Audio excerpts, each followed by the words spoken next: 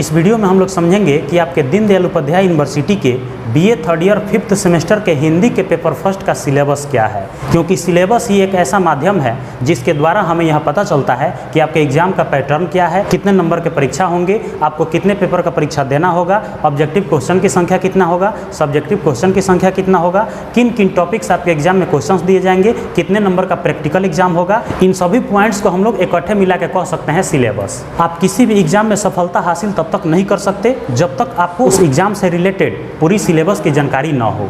तो आज हम लोग HND 301 के जो भी सिलेबस हैं उन सबको हम लोग एक एक करके विस्तार पूर्वक समझने का प्रयास करेंगे।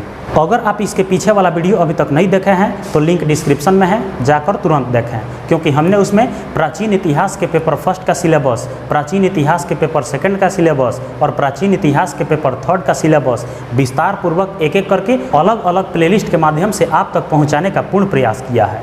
तो अगर आप अभी तक नहीं देखे हैं तो लिंक डिस्क्रिप्शन में है, जाकर तुरंत देखें। इस वीडियो में हम लोग समझेंगे कि आपके 5th सेमेस्टर के हिंदी के पेपर फर्स्ट का सिलेबस क्या है, जिसका कोर्स कोड है HND 301। उम्मीद है कि आपको इस वीडियो के माध्यम से कुछ दिनों पश्चात होने वाले 5th सेमेस्टर के एग्जाम में काफ़ी सहूलियत मिलेगी।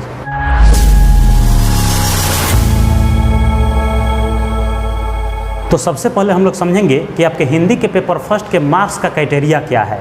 इसका मतलब कि आपका जो हिंदी का पेपर फर्स्ट होने वाला है वह कितने अंक का होने वाला है। तो आपका जो हिंदी का पेपर फर्स्ट है ये 100 अंक का होने वाला है, और ये 100 नंबर प्राप्त करने के लिए आपको 3 स्टेप से होकर गुजरना पड़ेगा, तब जाके ये 100 अंक हासिल हो पाएंगे। अब आप कहिएगा कि वे कौन कौन से 3 स्टेप हैं बताइए, ताकि हम भी अपने एग्जाम में सफलता हासिल कर सकें। तो समझिए, इस 100 नंबर पाने के लिए सबसे पहला स्टेप आता है ऑब्जेक्टिव क्वेश्चन।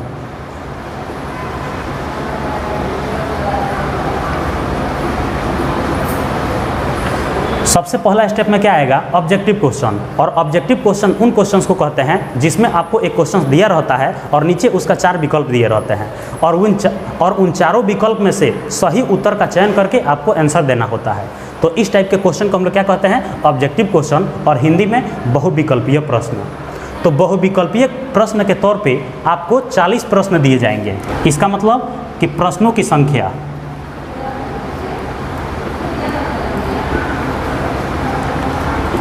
संख्या कितनी होगी, 40 प्रश्न होंगे। मतलब कि आपको ऑब्जेक्टिव के तौर पे MCQ के टाइप पे, मल्टीपल चॉइस क्वेश्चंस के टाइप के 40 प्रश्न दिए जाएंगे। प्रश्नों की संख्या कितनी होगी, 40 होगी, और एक क्वेश्चन का मान होगा 1.5 नंबर। इसका मतलब कि 1.5 नंबर के आपको 40 प्रश्न दिए जाएंगे, और इस तरह से 1.5 नंबर के हिसाब से 40 प्रश्न का आंकड़ा निकाला जाए तो टोटल होता है 60 नंबर। टोटल कितना होता है, 60 नंबर। इसका मतलब कि आपको 60 नंबर का परीक्षा ऑब्जेक्टिव के तौर पे देना पड़ेगा। तो ये है आपका स्टेप 1। अगर हम दूसरे स्टेप की बात करें तो दूसरे स्टेप में आता है सब्जेक्टिव क्वेश्चन।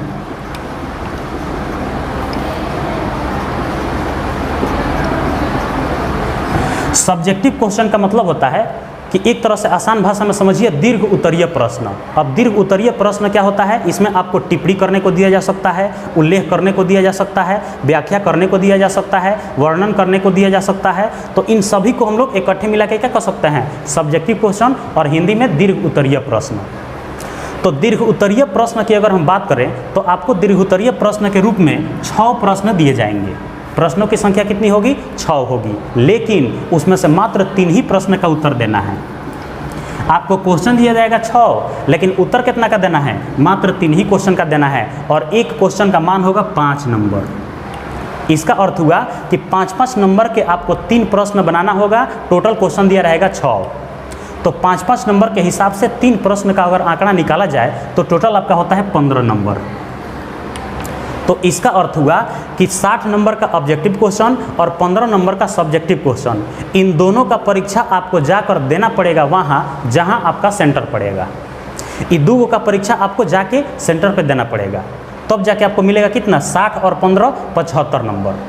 अब आप कहिएगा कि अभी कह रहे थे कि 100 नंबर का पेपर और दोनों जोड़ने पर 75 नंबर हो ही रहा है, तब बाकी 25 कहाँ से आएगा। तब बाकी 25 को पाने के लिए आपको एक और काम करना पड़ेगा, जिसको हम लोग स्टेप 3 मान सकते हैं, और स्टेप 3 का नाम है असाइनमेंट।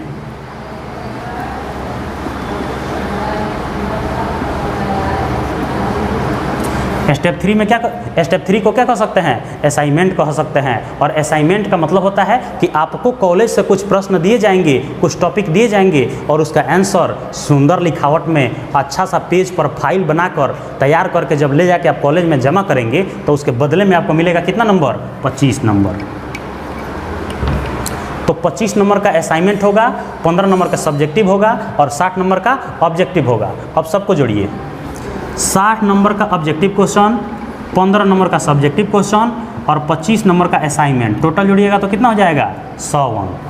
तो ये 3 स्टेप जब आप फॉलो करेंगे तब जाके आपका हिंदी का पेपर फर्स्ट क्लियर होगा और वो भी 100 अंक का होगा। तो ये था आपके 5th सेमेस्टर के हिंदी के पेपर फर्स्ट के मार्क्स का क्राइटेरिया। उम्मीद है कि आपको सभी प्रश्न बहुत बढ़िया से समझ में आए होंगे।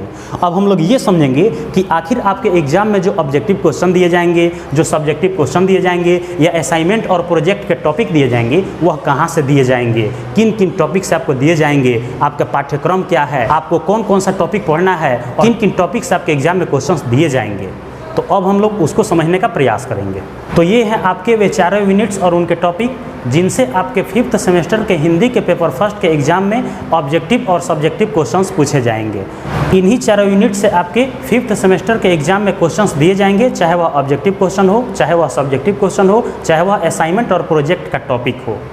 तो हम लोग एक एक करके इन चारों यूनिट्स में जो जो मेन पॉइंट्स पढ़ना है उन सबको एक एक करके विस्तार पूर्वक समझने का प्रयास करेंगे ताकि आपके 5th सेमेस्टर के हिंदी के पेपर फर्स्ट का तैयारी आसानी से हो सके। तो सबसे पहले हम लोग जानेंगे कि आपके हिंदी के पेपर फर्स्ट का टाइटल क्या है, मतलब कि आपके हिंदी के जो पेपर फर्स्ट है उसके प्रश्न पत्र का नाम क्या होगा, वह किस नाम से आएगा।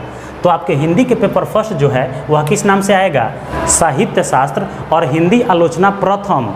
मतलब कि आपका जो पेपर फर्स्ट है वह क्या है? साहित्य शास्त्र और हिंदी आलोचना प्रथम है, और जो सेकंड आएगा वह द्वितीय होगा और जो थर्ड आएगा वह तृतीय होगा।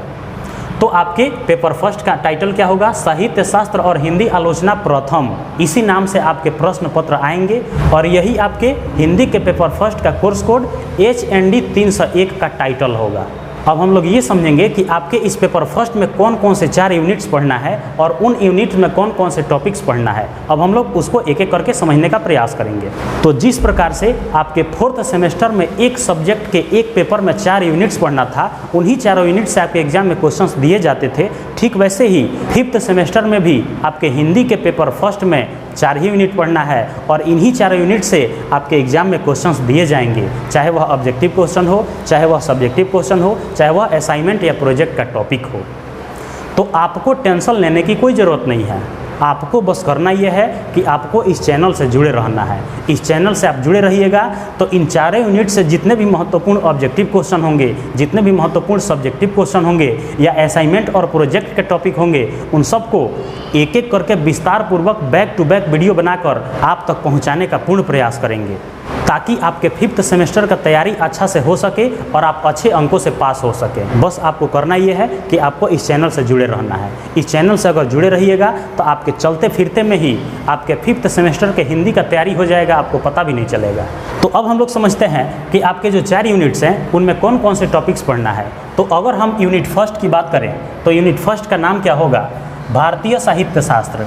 इसका मतलब कि भारतीय साहित्य शास्त्र, भारत के कौन कौन से साहित्य शास्त्र हैं, भारत के कौन कौन से साहित्य शास्त्र की रचना किसने किए थे, उसके कौन कौन से विद्वान हैं, उनके बारे में पढ़ना है, उनका जीवनी पढ़ना है, उनका परिचय भी पढ़ना है। कहाँ? यूनिट फर्स्ट में।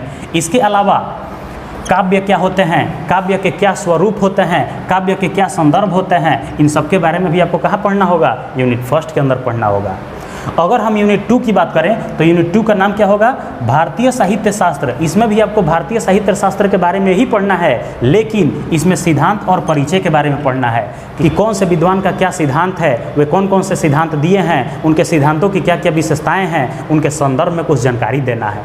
तो ये सब कहाँ पढ़ना है? यूनिट 2 के अंदर। इसके अलावा यूनिट 2 में आपको अन्य कई टॉपिक्स पढ़ने हैं, जैसे रस सिद्धांत, रस सिद्धांत क्या होते हैं, ध्वनि सिद्धांत क्या होते हैं, अलंकार सिद्धांत क्या होते हैं, रीति सिद्धांत क्या होते हैं, औचित्य सिद्धांत क्या होते हैं। इन सब के बारे में भी आपको कहाँ पढ़ना है, यूनिट 2 के अंदर। और इन सब का रचना किसने किया, इसके रचनाकार कौन है, इन सिद्धांतों की विशेषताएं क्या होती है, ये सिद्धांत क्या जानकारी देते हैं, इन सभी पॉइंट्स के बारे में आपको कहाँ पढ़ना है, यूनिट 2 के अंदर पढ़ना है। अगर हम यूनिट 3 की बात करें तो यूनिट 3 में आपको क्या पढ़ना है, पाश्चात्य साहित्य शास्त्र। पाश्चात्य साहित्य शास्त्र क्या होता है, चिंतक एवं सिद्धांत। इसमें चिंतक एवं सिद्धांत के बारे में भी पढ़ना है, इसके सिद्धांत कौन दिए थे, क्या उनके अनुसार क्या उसकी परिभाषा होती है, उनकी कौन कौन सी विशेषताएं बताई गई है, इन सब के बारे में आपको कहाँ पढ़ना है, यूनिट 3 के अंदर। अब इसमें कुछ कुछ विचारक का नाम दिया गया है, कुछ कुछ दार्शनिक का नाम दिया गया है, कुछ कुछ विद्वानों का नाम दिया गया है, और वे अपना क्या क्या सिद्धांत दिए थे उन सब के बारे में भी आपको पढ़ना होगा। कहाँ, यूनिट 3 के अंदर। तो सबसे पहला इसमें आता है प्लेटो और अरस्तु का अनुकरण सिद्धांत। इसका मतलब कि प्लेटो कौन थे, उनका जीवन परिचय क्या है, और अरस्तु कौन थे, उनका जीवन परिचय क्या है, वे कौन कौन से सिद्धांत दिए थे, उनमें से जो अनुकरण सिद्धांत है वह क्या कहता है, वह क्या जानकारी देता है, इसके बारे में भी आपको कहाँ पढ़ना होगा, यूनिट 3 के अंदर। इसके अलावा इसमें और चीज़ पढ़ना होगा, लॉन्जाइनस का औदात्य सिद्धांत। लॉन्जाइनस का औदात्य सिद्धांत क्या कहता है, लॉन्जाइनस भी एक विद्वान है और वे अपने अनुसार कुछ सिद्धांत दिए हैं, और कौन सा सिद्धांत दिए हैं, औदात्य सिद्धांत। तो औदात्य सिद्धांत क्या होता है, लॉन्जाइनस ने इसके बारे में क्या कहा है, इसकी क्या विशेषता बताया है, इन सब के बारे में भी आपको कहाँ पढ़ना होगा, यूनिट 3 के अंदर। इसके अलावा एक और चीज़ इसमें पढ़ना है जो कि है होरेस का औचित्य सिद्धांत। होरेस भी एक दार्शनिक है, एक विद्वान है, और वे क्या दिए हैं, औचित्य सिद्धांत दिए हैं। तो होरेस के औचित्य सिद्धांत क्या है, उसकी क्या विशेषता है, वह सिद्धांत क्या कहता है, वह सिद्धांत हमें क्या जानकारी देता है, तो इन सभी सिद्धांत के बारे में आपको कहाँ पढ़ना होगा, यूनिट 3 के अंदर पढ़ना है। अगर हम यूनिट 4 की बात करें तो यूनिट 4 में क्या पढ़ना है, पाश्चात्य का साहित्य शास्त्र। पाश्चात्य का साहित्य शास्त्र, और इसमें वाद एवं मान्यताएं, मतलब कौन सा वाद किसने दिया है। वाद का मतलब होता है बात, और बात का मतलब नियम, नियम माने सिद्धांत। तो वाद और उनकी मान्यताएं क्या क्या है, और कौन से वाद किसने दिया है। जैसे विज्ञान में आप पढ़े होंगे डार्विनवाद क्या होते हैं, लेमार्कवाद क्या होते हैं। विद्वान लोग जो अपना विचार देते हैं, जो अपना मत देते हैं, उसी को हम लोग वाद के नाम से जानते हैं। वाद का मतलब विचार या नियम या सिद्धांत। तो तरह तरह के जो दार्शनिक हैं, तरह तरह के जो विद्वान हैं, वे अपना अपना अलग अलग मत दिए हैं, अपना अपना उनकी अलग अलग मान्यताएं हैं। तो इन सभी के बारे में आपको कहाँ पढ़ना होगा, यूनिट 4 के अंदर। जैसे शास्त्रवाद। शास्त्रवाद क्या होता है, शास्त्रवाद की क्या विशेषताएं होती है, शास्त्रवाद कितने प्रकार के होते हैं। यथार्थवाद क्या होता है, यथार्थवाद के कवि कौन है, लेखक कौन है, यथार्थवाद की क्या विशेषताएं होती है। इसके अलावा नव्य शास्त्रवाद। नव्य शास्त्रवाद क्या होता है, इसके लेखक कौन है, इसके कवि कौन है, इसकी रचना किसने किया है, इसकी क्या विशेषताएं होती है। इसके अलावा नई समीक्षा। नई समीक्षा क्या होती है, नई समीक्षा की क्या उपयोगिता है, नई समीक्षा के क्या उद्देश्य हैं, क्या महत्व हैं, इन सभी पॉइंट्स के बारे में आपको कहाँ पढ़ना है, यूनिट 4 के अंदर। तो आशा करता हूँ कि आपको सभी जानकारियाँ बहुत बढ़िया से समझ में आया होगा, और इस वीडियो के माध्यम से कुछ दिनों पश्चात होने वाले 5th सेमेस्टर के एग्ज़ाम में काफ़ी सहूलियत मिलेगी। तो अगर आपके मन में कोई डाउट है, कोई प्रश्न है, कोई कन्फ्यूजन है, तो कमेंट सेक्शन में पूछ सकते हैं। आप इस तरह से और कौन से टॉपिक से रिलेटेड वीडियो देखना चाहते हैं, कमेंट में बताना ना भूलें। लौटेंगे बहुत ही जल्द किसी नए टॉपिक के साथ, तब तक के लिए जय हिंद।